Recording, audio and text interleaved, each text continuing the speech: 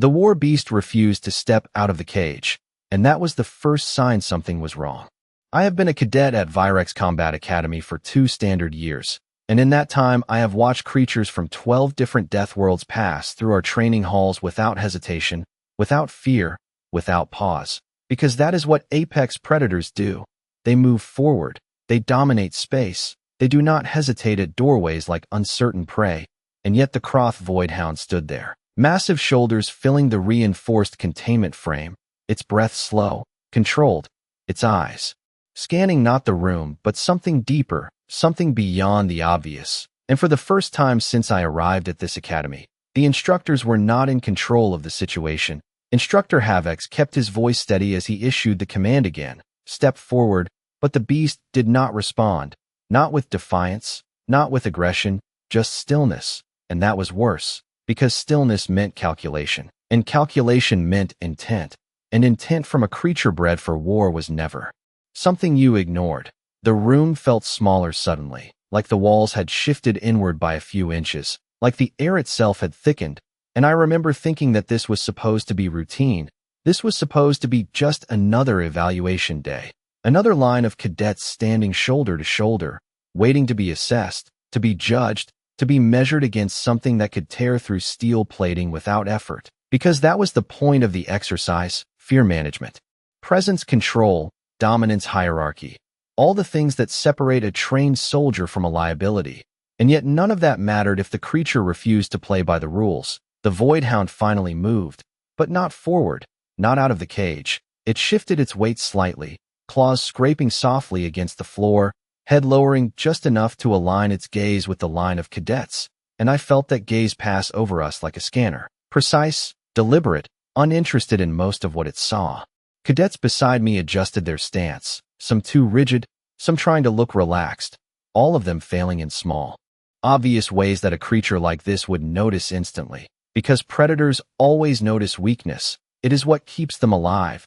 It is what makes them apex. Instructor Havex signaled to release the containment lock, a soft mechanical click that usually triggered immediate movement. But this time the beast remained exactly where it was, as if the open path meant nothing, as if freedom was not the objective. And that was when the quiet started, not silence, not complete, but the kind of quiet where no one breathes too loudly, where even the smallest sound feels like a mistake. And in that quiet, the realization settled in slowly, heavily, like gravity increasing by degrees. This was not a standard evaluation. This was not a predictable sequence of events. Something had changed the equation, something we did not understand yet.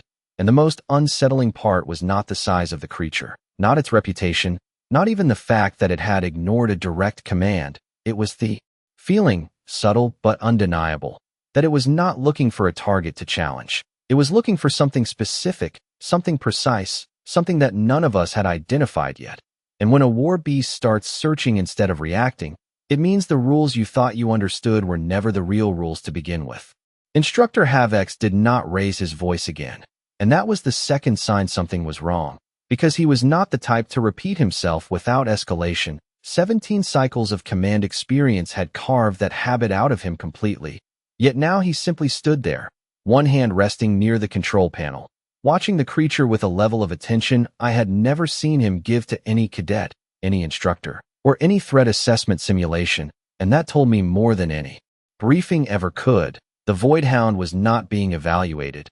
It was evaluating us, and somewhere in that exchange, we were already losing ground. The academy floor beneath my boots felt colder than it should have, a subtle environmental shift I could not prove, but could not ignore either, as if the system itself was reacting to something outside its parameters. Cadets in the line began adjusting again, small movements, weight shifting from one foot to the other, shoulders tightening, breathing patterns becoming uneven, all the things we had been trained to suppress, all the things that marked you as uncertain. And uncertainty in a room like this was a signal, a beacon, a mistake. The cadet 2 positions to my left tried to compensate by standing taller, chest out, chin raised, projecting confidence the way we had been taught in theory sessions. But it looked forced. It felt forced, and I could see the moment the creature dismissed him without even moving its head, because the eyes did not linger, they did not slow, They passed over him like he was part of the wall, irrelevant, unworthy of further analysis. And that was worse than being targeted, because at least being targeted meant you mattered. The instructors always told us that predators recognize strength, but they rarely explained the other side of that equation. Predators also recognized insignificance, and nothing unsettled a soldier more than realizing they did not register at all. The containment frame stood fully open now, the path unobstructed, the command implicitly repeated by circumstance alone, and still the creature did not step forward. Instead, it inhaled slowly, a controlled intake of air that seemed to pull the entire room into it, filtering, processing, cataloging. And I felt that pull in my chest, a strange tightening that had nothing to do with fear and everything to do with awareness, because something about that breath was deliberate. It was searching, not for movement, not for posture, but for something deeper, something we could not mask with training or discipline, something inherent. And that thought settled heavily as I realized none of our preparation accounted for being measured at that level. Instructor HFY finally moved, not toward the beast, but slightly to the side, clearing the line of sight between the creature and the cadets. A small adjustment that most would not notice, but it opened the entire formation to direct observation, no obstruction, no interference. And that was when the room changed again, not physically, but perceptually. Because now it felt like we were not participants in a test. We were specimens in a display. The creature took one step forward, slow, controlled, the sound of its claws against the academy floor echoing just enough to mark the shift, and the line reacted immediately, not outwardly, not dramatically, but internally. I could see it in the way shoulders locked, in the way eyes tried not to track the movement directly, in the way everyone suddenly remembered every instruction they had ever been given about staying calm under pressure. And then the creature stopped again, halfway out of the frame, head lowering slightly, gaze sweeping across us with renewed focus. And this time it lingered, not on the strongest stance, not on the largest cadet, but on something I could not identify yet. And that was when I understood the real problem. This was not a matter of who would hold their ground. This was a matter of what the creature was actually looking for, and none of us had been told what that was. The first cadet in line stepped forward when Instructor HFY gave a subtle nod, and that movement alone felt like a mistake, because it broke the stillness the creature had created, and for a moment I thought the Voidhound would react to the motion itself, but it did not. It simply shifted its gaze, slow and deliberate, aligning with the cadet, as if adjusting a targeting system rather than acknowledging a person. The cadet held his stance the way we had all practiced, shoulders squared, breathing controlled, eyes fixed just above the creature's head to avoid direct challenge while still projecting awareness. It was textbook, perfect execution of everything the academy drilled into us, and it meant absolutely nothing. The creature moved closer, one measured step, then another, closing the distance to within a few feet, close enough that the cadet could feel the air displacement, close enough that every instinct in a living body would be telling him to move, to retreat, to do anything except stand still. But he held, and for a brief second I thought that might be enough, that discipline might register as strength, that control might matter. But then the creature lowered its head slightly, inhaled once, and moved on. Just like that. No pause, no interest, no recognition. It dismissed him completely, and the cadet did not move even after it passed, which somehow made it worse, because now he stood there having done everything right and still not counted at all.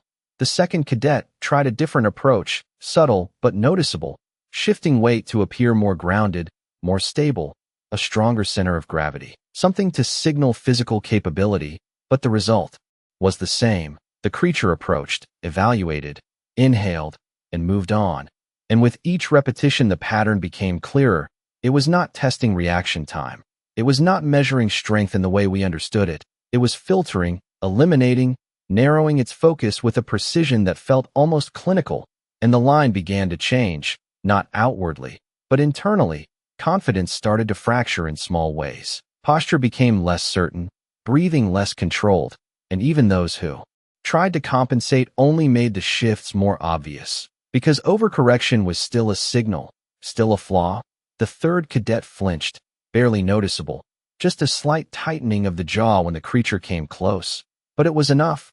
I saw the creature's eyes linger for a fraction of a second longer, not an interest, but an acknowledgement of weakness, and then it moved on again, and that was when the realization settled deeper. This was not a challenge to overcome. This was a selection process, and we were not being chosen. One by one the cadets were evaluated and dismissed, and the space behind the creature filled with those who had already been passed over, forming a silent line of individuals who had effectively been deemed irrelevant. And I felt my own focus narrow, trying to anticipate what would come next, trying to understand the criteria before it reached me.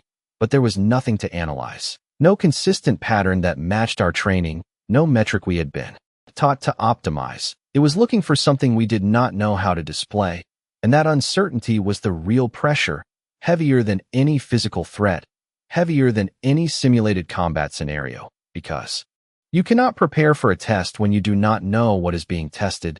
The creature continued down the line, slow, methodical, each step carrying the same weight, the same intent, until it stopped again, not at the largest cadet, not at the most disciplined, but somewhere near the end, where the formation thinned slightly, where the last few stood waiting, and I followed its gaze without turning my head, tracking the subtle shift in its focus. And that was when I noticed her, Emily Carter, standing near the back, not adjusting her stance, not trying to project anything, just standing there, still, quiet, almost as if she had not realized the evaluation had started.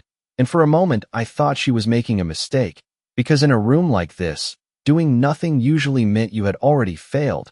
But the creature did not move on immediately. It paused, just slightly, and that pause changed everything. The pause did not last long, but in a room trained to measure time in reactions and outcomes, it stretched far enough to be noticed, far enough to disrupt the rhythm the creature had established. And that disruption was louder than any command instructor HFY could have given, because it meant the pattern had changed.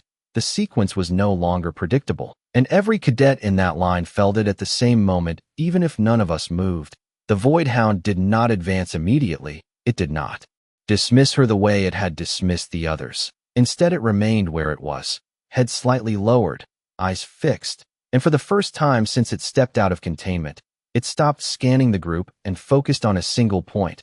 Emily Carter did not react, not in the ways we had been trained to interpret. She did not adjust her stance, did not square her shoulders, did not try to meet the creature's gaze or avoid it. She simply stood there with her hands relaxed at her sides, weight evenly distributed, posture neutral in a way that would normally be read as unprepared, and yet nothing about it felt careless. It felt intentional in a way that was difficult to define, like she had decided not to participate in the same rules the rest of us were following, and that alone should have marked her as a liability, should have triggered correction from the instructors. But Instructor HFY said nothing. He did not intervene, did not redirect the evaluation. He just watched, and that silence from authority carried more weight than any shouted command. The cadet standing just ahead of her shifted slightly, not stepping out of line, but enough to create space, as if instinctively making room for something he did not understand. And I realized I was holding my breath without meaning to, not from fear of what the creature might do, but from the anticipation of what it might decide. The Void Hound took a step forward, slower than before, more deliberate, each movement controlled to a degree that suggested restraint rather than hesitation, and the distance between it and Emily closed to a few feet, close enough that the difference in scale became impossible to ignore.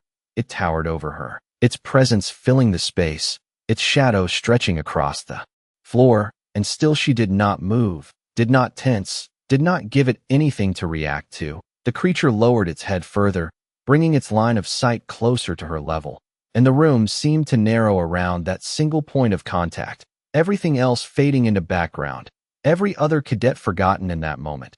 Because whatever this was, it was no longer about the evaluation, it was about recognition. The creature inhaled again, slower this time, deeper, and I expected it to move, unlike it had with the others, to dismiss her with the same quiet efficiency. But it did not. It held that position, breath steady, eyes fixed, and for the first time since the exercise began, it did something that did not fit any pattern we understood. It waited, not for movement, not for reaction, but for something else, something that Emily did not provide through action, because she still had not moved, had not spoken, had not acknowledged the shift in attention in any visible way. And yet, The longer the moment stretched, the clearer it became that she was not being overlooked, she was being considered, and that difference changed the entire weight of the room, because being ignored meant you did not matter, but being considered by something like this meant you did, and I did not know which was worse. No one told her to move, and that was the strangest part, because in every controlled exercise there was always a command structure, always a sequence, always a signal to act or to stand down. But here there was nothing, no instruction from Instructor HFY, no correction from the staff, just that quiet, suspended moment where the entire room seemed to wait on a decision that was not ours to make. Emily Carter remained exactly where she was, her posture unchanged, her breathing steady in a way that did not look forced, did not look trained, just consistent. Like this was not an unusual situation for her. And that thought unsettled me more than anything else, because nothing about this situation was normal for anyone else in that room. The Voidhound shifted again, but this time the movement was smaller, more controlled, almost careful, as if it was adjusting position rather than advancing. And I realized something then that I had missed before. Every movement it had made up until now had been decisive, efficient, purposeful. But this was different. This was measured in a way that suggested precision rather than dominance. The creature was not asserting control, it was refining its assessment, and that meant it had not reached a conclusion yet. The cadet behind me exhaled slowly, trying to keep the sound contained, but in the silence it carried farther than intended, a small reminder that we were still here, still watching, still part of this, even if none of us were involved anymore. The creature did not react to the sound, did not shift its attention away from Emily. And that was when the hierarchy became clear in a way that no lecture could have explained. Everything else in the room had been deprioritized, reduced to background, and the focus had narrowed to a single point. The Voidhound lowered its head a fraction more, bringing its eyes level with hers. And for the first time I saw a change in its posture that did not align with any of the behavioral models we had studied. The tension in its shoulders eased slightly, not relaxed, but adjusted, as if it no longer needed to maintain the same level of readiness. And that made no sense, because if anything, this should have been the moment of highest alert, the point where a decision was made and acted upon. But instead the creature seemed to be recalibrating. Emily did not step back, did not lean forward, did not offer any signal that she recognized the shift. She just stood there, meeting the moment without reacting to it. And I realized that might be the difference. Everyone else had tried to respond to the creature, to anticipate it, to project something toward it, but she had done none of that. She had not engaged in the same exchange, and somehow that had changed the outcome. The Voidhound inhaled again, slower than before, and this time the sound was softer, less forceful, almost controlled to the point of restraint. And then it did something that broke the last remaining expectation I had. It held that breath for a fraction longer than necessary, as if confirming something internally, and when it exhaled, the tension in the room shifted with it, subtle but undeniable, like a system had reached a decision point. Instructor HFY took a step forward, just one, not enough to intervene, but enough to signal awareness, and even that small movement fell out of place, because for the first time since the exercise began, it was clear that the outcome was no longer being directed by the Academy. It was being determined by something else entirely, and whatever that decision was, it was happening right in front of Emily Carter, while the rest of us stood there realizing that everything we had been preparing for might not apply at all. The decision revealed itself in the smallest movement, so subtle that if anyone had blinked they would have missed it. The Voidhound shifted its weight forward, and then, instead of rising higher or expanding its presence the way a dominant predator would, it lowered itself, not collapsing, not yielding in weakness, but deliberately reducing its height, bringing its massive frame closer to Emily's level. And that single adjustment sent a ripple through every cadet in the room because it broke the most fundamental expectation we had been trained to rely on. Predators did not lower themselves without reason. They did not make themselves smaller unless there was something greater to acknowledge. And yet here it was, a creature bred for war, engineered for control, recalibrating its posture in front of a human who had not moved an inch. Emily did not react, not outwardly. Her stance remained the same, her hands still relaxed, her expression unchanged in a way that was almost unsettling, because anyone else would have shown something by now, tension, anticipation, even relief, but she showed none of it, and that absence of reaction seemed to guide the creature more than any display of strength ever could. The Void Hound took one more step forward, slower than any step it had taken before, closing the final distance until it stood directly in front of her, and then it stopped completely. The room held its breath again, waiting for the outcome we had all been conditioned to expect, a decisive action, a clear result, something that would confirm the hierarchy we believed in. But instead the creature lowered its head further, past the point of simple observation, past the point of evaluation, until its gaze was angled upward slightly. And that was when the realization hit with full clarity. This was not inspection.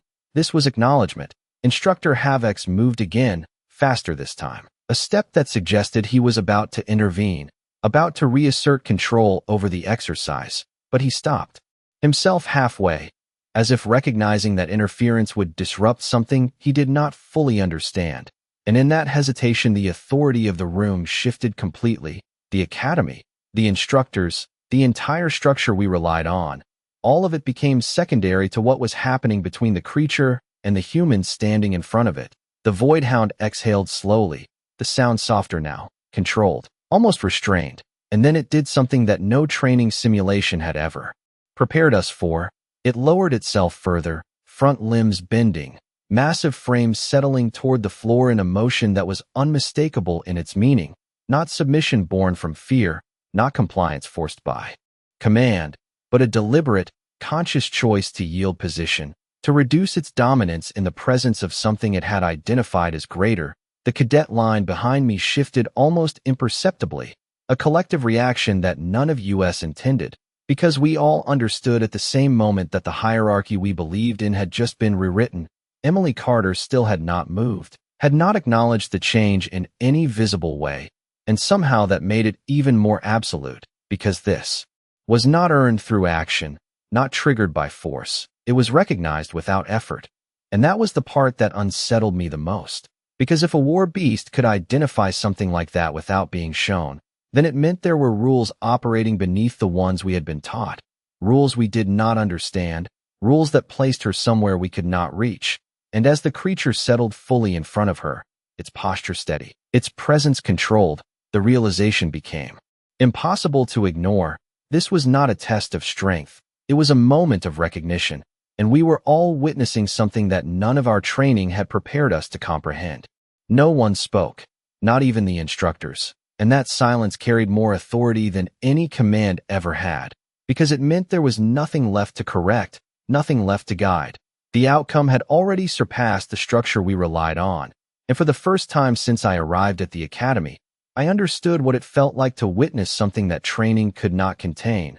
The Void Hound remained lowered in front of Emily Carter, its posture steady, controlled, not shifting, not testing. Again, as if the decision it had reached required no further confirmation, and that finality settled over the room like a weight that pressed down on every assumption we had built our understanding on. A cadet near the front shifted slightly, not out of fear, but out of disbelief, the kind of movement that comes when the mind tries to reconcile two conflicting realities, because what we were seeing did not match what we had been taught. Predators did not yield without cause, and humans, especially unarmed cadets standing at just over 5 feet tall, were not supposed to be that cause, and yet the evidence was right there, undeniable, unfolding without explanation. Emily finally moved, but it was not a reaction in the way anyone expected. She did not step back, did not assert control, did not even acknowledge the shift in hierarchy with any display of dominance. She simply tilted her head slightly, a small, almost casual motion that looked more like observation than response, and that subtlety made the moment feel even more unbalanced, because it suggested that from her perspective, nothing extraordinary had happened. The Void Hound responded to that minimal movement with an even smaller one, a slight adjustment of its head, aligning more directly with her, maintaining that lowered position, and in that exchange, quiet and almost imperceptible, there was a level of communication none of us could interpret, not through gestures, not through posture, but through something deeper, something that did not require demonstration. Instructor HFY exhaled slowly, the sound controlled but audible, and for a moment I thought he might finally step in, might reestablish the structure of the exercise. But he did not.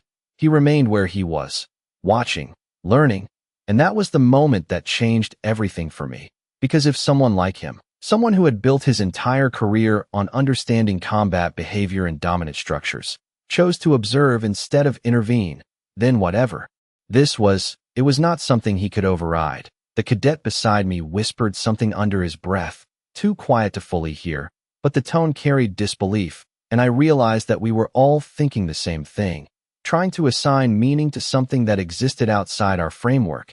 The Void Hound remained still, not restless, not uncertain, just settled, as if it had found exactly what it was looking for. And that idea lingered in my mind longer than anything else, because if this creature had been searching from the moment it entered the room, if every evaluation, every dismissal had been part of narrowing its focus, then that meant the outcome had been inevitable from the start, not random, not influenced by performance, but determined by criteria we did not understand.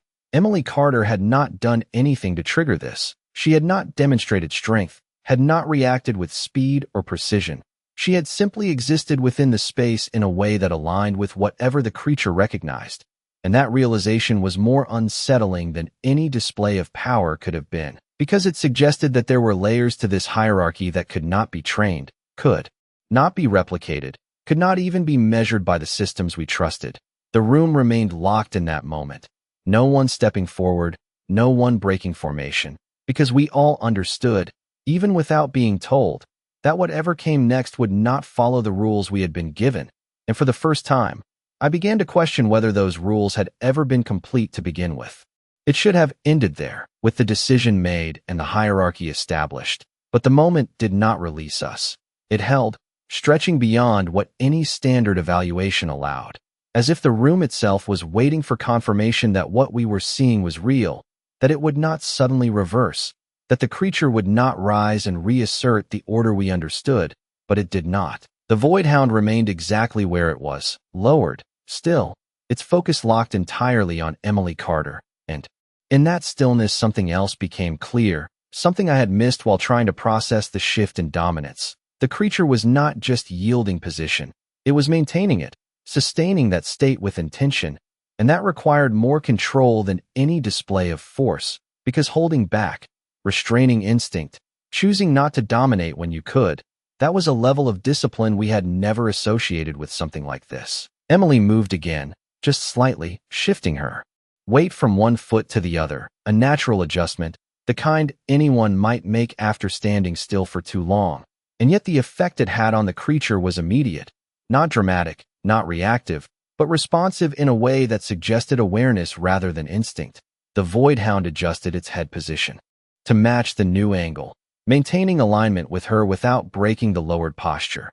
And that synchronization, subtle as it was, sent a ripple through the room stronger than any aggressive display could have, because it meant the interaction was ongoing, dynamic, not a single moment of recognition but a continuous exchange. Instructor HFY finally spoke, his voice low, controlled, but carrying clearly across the silent space. Hold position, and for a second I thought the command was directed at us, at the cadets still standing in formation. But then I realized it was not. It was directed at the situation itself, an attempt to preserve what was happening long enough to understand it. No one moved, not because we were ordered to, but because none of us wanted to break whatever this was. The cadet line behind me remained rigid, every individual locked in place, eyes forward. But I could feel the shift in awareness, the collective understanding that this was no longer about passing or failing. This was about witnessing something rare, something that would be referenced long after this day ended. The Void Hound exhaled again, slower now, almost steady, like it had settled into a rhythm that matched the quiet presence in front of it. And I realized that the tension in the room had changed. It was no longer sharp, no longer edged with anticipation of sudden action. It had softened into something else, something closer to gravity, a steady pull that kept everything centered on that single point. Emily did not speak, did not give any verbal command, and that absence of instruction was as important as everything else, because it confirmed that whatever connection existed here did not require language, did not require authority as we defined it. It simply existed, recognized and accepted by something that had no reason to pretend. Instructor HFY took another step forward, slower this time, cautious in a way I had never seen from him, and he stopped at a distance that kept him outside the immediate space between the two, respecting a boundary that had never been formally established but was now clearly understood, and that action, more than anything else, confirmed the shift in power because authority was no longer centered on the instructors. It had moved, silently and completely, to the one individual in the room who had done nothing to claim it. And as I stood there trying to process that, one thought settled in with uncomfortable clarity. This was not an anomaly. This was not a glitch in the system. This was something real, something that had always existed beneath the structures we built, and we were only just now seeing it for what it was. The longer it held, the more impossible it became to deny. This was not a moment that would correct itself, not a temporary anomaly that would resolve back into familiar patterns. It was stable, sustained, and that stability forced every one of us to confront something we had avoided since the beginning of the exercise, the possibility that the framework we relied on was incomplete, that the rules we had been taught were only a surface layer over something far older, far more fundamental. Emily Carter shifted her gaze slightly, not looking down at the creature, not asserting dominance in the way any instructor would have demonstrated, but simply acknowledging its presence, and that small, almost casual motion seemed to finalize something that had been building since the creature first stepped out of containment. The Void Hound responded with a subtle change, not rising, not retreating, but settling further into its lowered position, as if confirming alignment, as if the recognition it had made was now locked in place. And that finality carried a weight that none of us could ignore. Instructor HFY spoke again, quieter this time, almost to himself. Mark this. And I realized that whatever data this exercise was supposed to produce had already been surpassed. This was no longer about evaluation.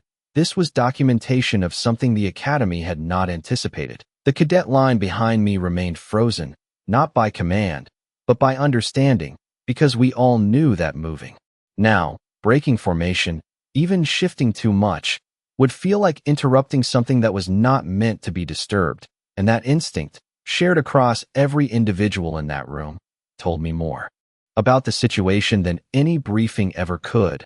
We were not just observing. We were respecting. The Void Hound adjusted its breathing again, slow, controlled, almost synchronized with the stillness in front of it, and I began to notice details that had not registered before. The way its posture remained balanced despite the lowered stance, the way its focus did not waver, the absence of any sign of agitation or uncertainty. This was not submission driven by confusion, it was deliberate, precise, and that precision made it more significant than any display of force could have been. Emily did not capitalize on it, did not step forward, did not test the boundary that had formed, and that restraint, that decision to leave the moment exactly as it was, reinforced the dynamic in a way that no action could have improved, because it showed that she did not need to prove anything further. The recognition had already been made. Instructor HFY finally took a full step forward, closing some of the distance, but still stopping short of the space between them. And when he spoke again, his voice carried a different tone, not commanding, not instructing, but acknowledging, evaluation complete, and the words felt almost unnecessary. Because the conclusion had been clear long before he said it, the creature did not react to the announcement, did not rise or disengage. It remained where it was, as if the formal end of the exercise had no bearing on the state it had chosen, and that disconnect between the Academy's structure and the creature's behavior made the shift even more pronounced. The authority of the institution had been bypassed entirely, and in its place something more direct, more instinctive, had taken hold.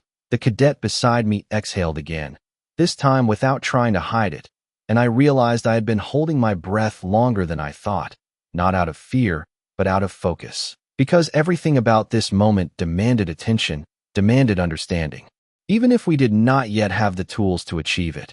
And as I stood there watching a war beast remain lowered in front of a human who had done nothing to command it, one thought settled in with absolute clarity.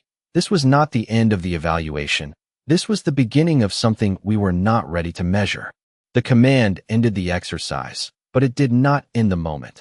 and that difference became impossible to ignore as seconds passed, and nothing changed. The formation remained locked, the instructors held their positions, and the Void Hound stayed lowered in front of Emily Carter as if the words had not applied to it at all, as if the concept of completion belonged only to us and not to whatever process it had just followed. Instructor Havex did not repeat himself, and that silence was deliberate. He was watching, measuring, learning in real time. And for the first time I understood that he was no longer the one setting the parameters. He was adapting to them. The academy systems hummed softly in the background. Environmental controls maintaining temperature and pressure at optimal levels. Everything perfectly calibrated for training conditions that now felt irrelevant. Because the most important variable in the room was not part of any system we could adjust, Emily Carter finally shifted more noticeably, not stepping away, not breaking the space between her and the creature, but turning her head slightly toward Instructor Havex, just enough to acknowledge his presence. And that small gesture carried a weight that none of us expected, because it felt like she was the one deciding whether the exercise was truly over. The Void Hound responded immediately, not by rising, but by adjusting its posture to maintain alignment with her, its attention never fully leaving her even. As the structure of the room tried to reassert itself, and that persistence made it clear that whatever connection had been established was not temporary. It was not tied to the boundaries of the evaluation. It existed independently. The cadet line behind me began to shift in subtle ways, not breaking formation, but releasing tension in small increments, shoulders lowering, breathing normalizing. The physical signs of a group coming out of a high-stress state, but the mental shift lagged behind. Because none of us knew how to process what we had just seen, it did not fit into any category we had been given. It did not align with any lesson we had been taught, and that gap in understanding felt larger than anything else in the room. Instructor Havex took another step forward, this time closing the distance enough to stand within clear proximity, and when he spoke again, his voice carried a careful neutrality.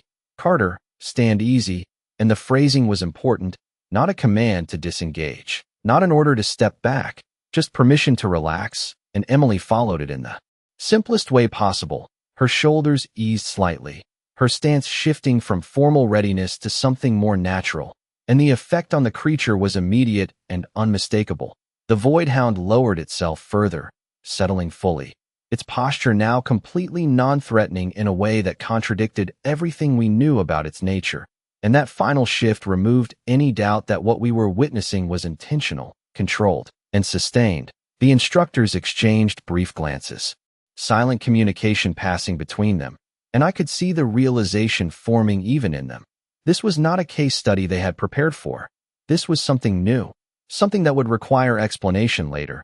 But right now there was only observation. The cadet beside me let out a quiet breath that sounded almost like a laugh, not out of humor, but out of disbelief, and I understood the reaction, because the situation had crossed a threshold where it no longer felt real in the way training exercises were supposed to feel real. It felt like something else entirely, something that had always existed but had never been shown this clearly. Emily did not move away, did not attempt to end the interaction. She simply stood there, allowing it to exist, and that choice, passive as it seemed, reinforced everything that had happened, because it showed that she was not surprised by it, not overwhelmed by it, just accepting it as part of the moment. And that acceptance was perhaps the most unsettling detail of all, because it suggested that this was not the first time something like this had happened to her. And as that thought settled in, I realized that whatever we had just witnessed was not a singular event. It was a glimpse into something far larger, something that extended beyond this room, beyond this academy, something that redefined what it meant to stand at the top of a hierarchy we had only begun to understand. The room should have reset by now. Procedures should have resumed. Cadets should have broken formation. Instructors should have begun debrief. But none of that happened, and the longer that delay stretched, the more it became clear that no one present was willing to be the first to treat this as normal again. Because doing so would mean pretending that nothing had changed, and everything had changed. Instructor Havex remained where he stood, not issuing further commands, not forcing the transition back into routine.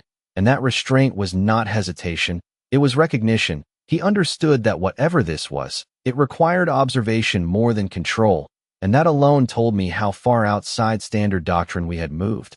Emily Carter finally took a step, not away, not retreating, but a small repositioning to her right. The kind of movement someone makes to ease their stance after standing still too long, and the Void Hound responded instantly, not rising, not breaking its lowered posture, but shifting with her, maintaining the same relative position, the same orientation, as if proximity mattered more than location, and that detail, that insistence on alignment, made the dynamic unmistakable. This was not a temporary reaction. It was a sustained state. The cadets around me began to exchange brief glances, subtle, controlled, but no longer completely locked forward. The tension had changed from rigid anticipation to something closer to cautious understanding. Because at this point denial was no longer an option, the evidence was too consistent, too precise. The creature was not confused, it was not malfunctioning, it was choosing. Instructor Havx finally moved again, closing the distance by another few feet, careful, measured, his posture non-threatening, and when he stopped he addressed Emily directly. Carter, maintain position, and the phrasing was deliberate. Not an order to disengage, not an attempt to break the interaction, but an instruction to preserve it, to hold the state exactly as it was for as long as possible. And Emily complied without hesitation, not because she appeared to be following authority, but because the instruction aligned with what she was already doing, and that alignment made the exchange feel seamless, almost prearranged. The Void Hound exhaled again, steady, controlled, and lowered its head just slightly more, a final adjustment that brought it into a posture none of us had ever been trained to expect from a war-class predator. Not passive, not submissive in the way weaker species behaved, but deferential in a way that suggested recognition of a higher position within a structure we did not understand. And that distinction mattered, because this was not about fear. There was no sign of distress, no indication of avoidance. It was calm, stable, and intentional. The instructors behind Havx began recording data silently, small devices raised, capturing angles, measurements, environmental readings, anything that might help explain what we were seeing later. But even as they did, it was obvious that no amount of data would fully capture the context of this moment. Because the most important element was not measurable, it was the relationship itself. The invisible recognition that had formed between a creature designed for dominance and a human who had not displayed any conventional form of it. Emily shifted her weight again, subtly, and the creature mirrored the adjustment, maintaining that precise orientation, and I realized then that this was no longer a static interaction. It was responsive, adaptive, and that meant it would continue as long as she remained, as long as she held that position in the space. The cadet beside me whispered again, this time clear enough to hear. It chose her, and I felt the words settle with a weight that matched the moment. Because that was the simplest explanation, and yet it was not complete. It was not just a choice, it was a recognition. And those were not the same thing. Choice implied preference, recognition implied inevitability. And as I watched the Void Hound remain lowered, aligned, and unwavering in front of Emily Carter, I understood that whatever this was, it had not started here. It had only been revealed here. And that realization carried a quiet certainty that none of us could ignore. We were not witnessing the creation of something new. We were witnessing the confirmation of something that had always been true. There was a moment when everything aligned so perfectly that it stopped feeling like an event and started feeling like a rule, something constant, something that had always been there whether we recognized it or not.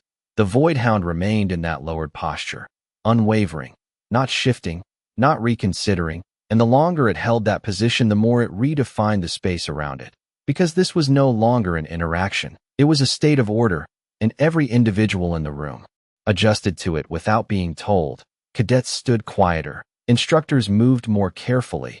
Even the ambient sounds of the academy seemed to fade into the background, as if the environment itself recognized the significance of what was happening. Emily Carter did not assert control over it, did not test it, did not even acknowledge it beyond her quiet presence. And that lack of action carried more authority than any command we had ever been trained to give, because it showed that she did not need to prove anything further. The recognition was complete. Instructor Havx finally turned slightly toward the observation staff, his voice low but steady. Log everything. and the words felt almost unnecessary, because every mind in that room was already recording the moment in a way no system could replicate. The instructors behind him moved quickly but quietly, capturing angles, adjusting sensors, documenting every measurable detail. But even as they did, it was clear that the most important element could not be quantified, because there was no visible trigger, no measurable signal that explained why the creature had chosen this outcome. It had simply recognized something and responded accordingly. The cadet line had loosened now, not broken, but no longer rigid, because the need for formal structure had dissolved in the presence of something more fundamental. I realized then that we were no longer participants in a training exercise. We were witnesses to a hierarchy that existed independently of our systems, independently of our classifications, and that realization carried a quiet weight that settled deeper with every passing second. Emily shifted her gaze once more, this time briefly scanning the room, and for a moment her eyes passed over us, the cadets still standing in formation, and there was no expression of superiority, no sign that she viewed the moment as anything unusual. And that was the part that stayed with me, because if this was normal to her, if this level of recognition was something she accepted without question, then it meant that what we were seeing was not a peak, it was a baseline. The Void Hound responded to her movement with the same precise alignment it had maintained from the start, reinforcing that connection without escalation, without deviation, and that consistency removed any remaining doubt. This was not situational. It was intrinsic. Instructor HFY stepped back slightly, giving the space back to her, and that action, subtle as it was, confirmed the final shift. Authority had moved completely, not by force, not by command, but by recognition, and once that shift occurred, there was no reversing it. The structure of the academy would continue, the training would resume, but everything would now exist in the context of what we had just witnessed. The cadet beside me whispered again, softer this time, almost to himself. It was never about strength, and I understood what he meant, because strength, as we had defined it, required demonstration, effort, proof, but this required none of that. This was something else entirely, something that did not need to be shown because it was already known, and as I stood there watching a creature built for war remain lowered in quiet, unwavering recognition in front of a human who had not lifted a hand, one final thought settled into place with absolute certainty. We had spent all this time learning how to become stronger, without realizing that strength was never the highest position in the hierarchy to begin with. The academy resumed its schedule that day, but nothing truly returned to normal, because once you see something like that, you cannot unsee it, and once a rule is broken that completely, it does not just bend back into place, it shatters and leaves something new behind. The Void Hound was eventually guided away, not by command, not by force, but by a quiet shift in Emily Carter's presence. A single step backward that signaled the end of the interaction more clearly than any instruction could have, and the creature followed that cue with the same precision it had shown throughout, rising only enough to move, but never fully reclaiming the dominance it had set aside. And even as it was escorted back toward containment, its attention lingered, not scanning the room, not reassessing the cadets, but fixed, unwavering, as if the rest of us had ceased to exist entirely. Instructor HFY dismissed the formation shortly after, his voice steady, controlled, but lacking the usual finality, because there was no clean way to close something like this. Cadets broke formation in silence, no one speaking at first, no one quite ready to put words to what we had just witnessed, and as we filtered out of the training hall, I noticed something subtle but undeniable. The way we moved around Emily Carter had changed. No one avoided her, no one treated her with fear, but there was space, an unspoken boundary that had not existed before, not out of instruction, not out of protocol, but out of recognition, the same kind we had just seen from the creature. Instructors gathered near the observation deck, voices low, discussions already beginning, but even from a distance I could tell that they were not debating what had happened. They were trying to understand why, and that question would not have an easy answer, because it required admitting that the systems we trusted were incomplete, that there were layers to this reality that we had not accounted for, and perhaps could not fully measure. The days that followed did not erase the moment, they amplified it. Every exercise, every evaluation, every interaction was now filtered through that memory, and nothing quite aligned the way it had before. Cadets trained the same, followed the same routines, but the certainty was gone, replaced by a quiet awareness that there were limits to what training could achieve, and that some things could not be learned, only revealed. Emily Carter did not change, not in any visible way. She attended classes, completed exercises, moved through the academy with the same quiet presence she had always had, and that consistency made the contrast even sharper, because it showed that the difference had never been in her actions, it had always been in something deeper, something that did not require demonstration. Instructor Havex referenced the event only once in a formal setting, standing in front of the class days later, his voice carrying the same authority as always, but with a subtle shift in tone. There are structures in this universe that exist whether you understand them or not. Your training prepares you for many things, but not all things. And that was the closest he came to explaining it, the closest anyone came, because the truth was simpler and more unsettling than any detailed analysis. We had been wrong, not about strength, not about discipline, but about what sat at the top of the hierarchy we thought we understood. We believed that power came from what you could do, what you could prove, what you could enforce. But what we witnessed showed something else entirely, something that did not need to be proven because it was already recognized. And as that realization settled deeper over time, it changed the way I saw everything, not just the academy, not just the creatures we trained with, but the concept of dominance itself. Because in that single moment, in that silent exchange between a war beast and a human girl who never raised her voice, never moved to assert control, never did anything at all, the entire structure had been rewritten, and the final truth, the one none of us could ignore, was as simple as it was unsettling. We did not train monsters. We studied them, and the most dangerous ones did. Not need to show it.